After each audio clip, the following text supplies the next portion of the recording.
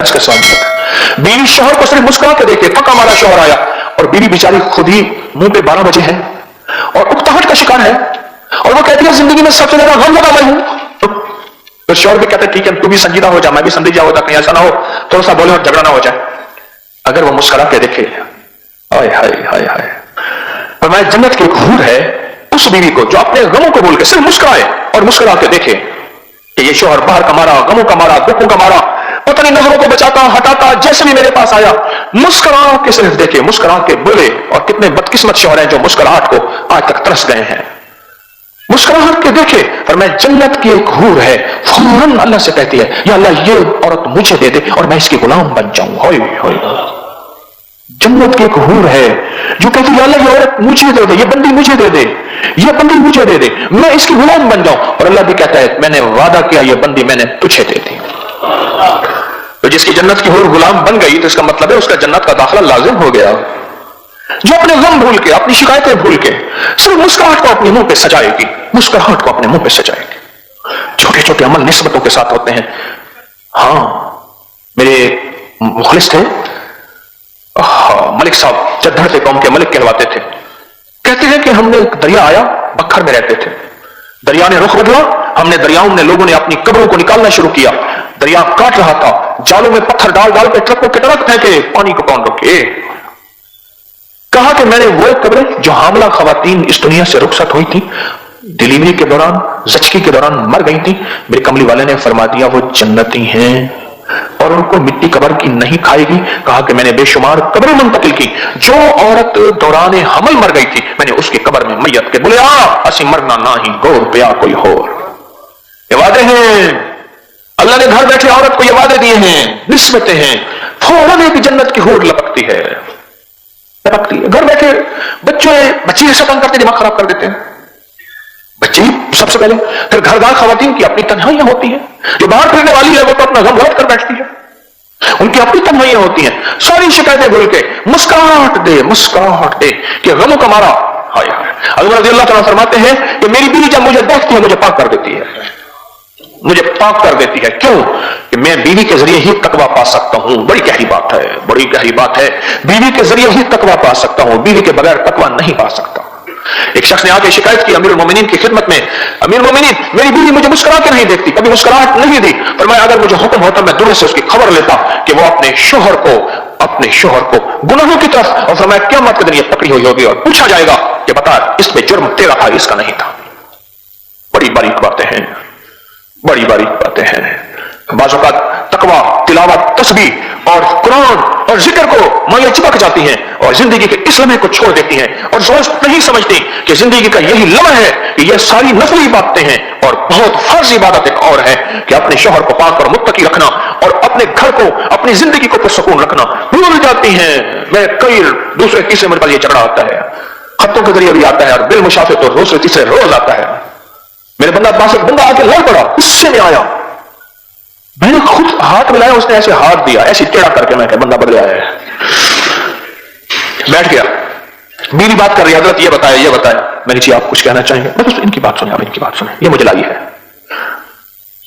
मैंने कहा भाई उसको जबरदस्ती आप क्यों लाई है, इनके अपने शोहर को जबरदस्ती क्यों लाई है? कहने लगे बस हजरत ये भी आपसे ना फैज पाए, ये आपके खिलाफ है। अच्छा, मैंने कहा आपकी शिकायत? उसने कहा मैंने आपको बीवी जो दी थी ये मनगड़ी बनाने के लिए दी थी। क्या मतलब? दिन रात तस्बीह, दिन रात वजीफे, दिन रात मुसल्ला, घर के काम, इसने तो मुझे देख के मुस्कुराना ही छोड़ दिया। मैं, मेरी तन्हाई, मेरा मोबाइल और मेरा चार्जर, बस मेरी तन्हाई, मेरा मोबाइल, चार्जर बहुत जरूरी है, मेरा चार्जर, बस। कहने औरत चौथी जगह, चौधरी हशमत अली साहब थे, हमारे बुजुर्ग पढ़ाई थे, बड़े पुराने, बड़ी अजीब बातें कहते थे। एक बार मुझे बारे में कहने लगे तुझे अल्लाह ने 10 साल पहले जो बाद में शोहरत मिलनी थी तुझे 10 साल बाद पहले दे दी है, तुझे अल्लाह ने खुसूसी इनायत, अजीब बातें कहते थे। एक बार फरमाने लगे औरत चौथी जगह जाके अपने शोहर को मानती है, पहले कहती तू कौन है, मेरा अब्बा अम्मा जी है, सरदार में, अब अम्मा बूढ़े हो गए, मर खप गए या खुद मोहताज हो गए, फिर कहने लगे तू कौन है, मेरे बहन भाई जी हैं, बहन भाई अपनी में पड़ गए, फिर उधर यूनियन जवान हो गई, औलाद, कहाँ औरत की यूनियन होती है, औलाद उसकी यूनियन होती है, तू कौन है, मेरे पप्पा शेर का बरूजी में, इंशाल्लाह सरदार जी। میرے ببر شیر، پھر ببر شیر کی اپنی ببر شیرنی آ جاتی ہیں، وہ اپنے ببر شیرنی میں چلے گئے، پھر آخر میں کہتی ہے میں اور میرا بڈام دونوں ہی تو ہیں، میں اور میرا دیکھو یہ بڈام دونوں ہی تو ہیں۔ چوہی صاحب کہتے تھے اللہ ان کے درجے بلند کرے، کہتے تھے چوتھی جگہ جا کے مانگتی ہے، اور وہ قسمت والی ہوتی ہے جو پہلے دفعہ کہتے ہیں نا نا نا یہی میرا انتخاب ہے، یہی لاجواب ہے، یہی میرا انتخاب ہے اور یہی لاجواب ہے۔ ہائے جو مسکراہٹ کوئی طرح سے چاہے ہر وقت مجھے بار وہ کہتا ہے کہ جب بھی جاتے بل پریشان بیٹھی ہے، سب کچھ نعمتیں ہیں بس پریشان ہے بیچاری، اللہ ہی جانے کہ کیا پریشان ہے۔ زندگی تو حالات کا نام ہے، پریشانیاں تو زندگی میں بندہ سوچتا ہی رہتا ہے، آتی جاتی رہتی ہیں، اور بندہ اپنی زندگی سے مسکراہٹ نہیں نکال لے اور ہور کے وعدے کو۔ فتنوں کے دور میں گھریلو جھگڑے، آپس میں ناچاکیاں، نافرمانیاں، مشکلات، مسائل، تو یہ چیزیں جو ہیں بہت زیادہ ہوتی ہیں۔ گھریلو جھگڑے خاص طور پہ، نفرتیں، طلاقوں کی شرح بڑھ رہی ہے، بڑھ رہی یا کم ہو رہی ہے؟ بڑھ رہی ہے۔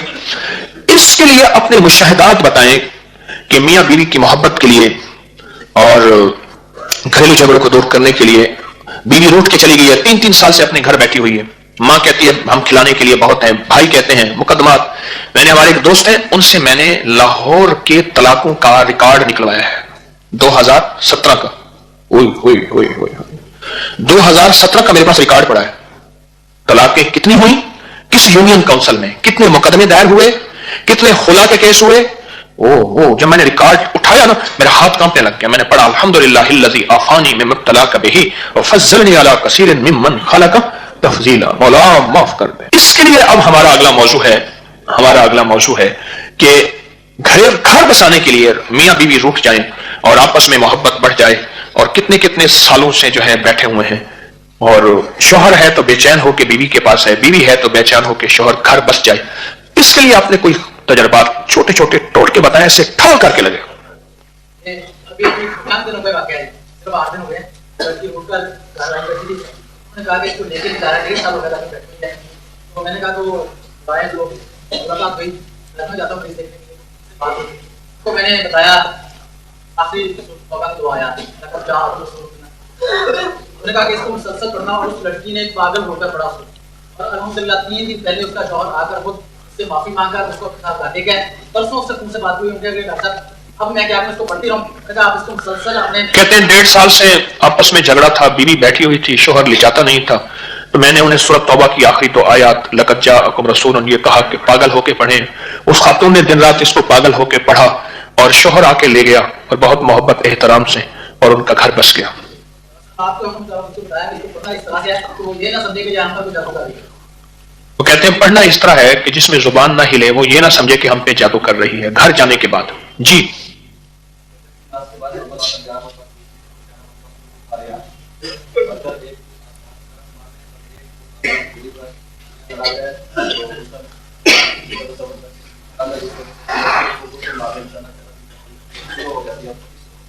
کہتے ہیں کہ فجر کی نماز کے بعد 11 بار سورۃ القاریہ، القاریہ تم القاریہ وما ادراک ما القاریہ، 11 دفعہ اول آخر درود شریف پڑھ کے ایک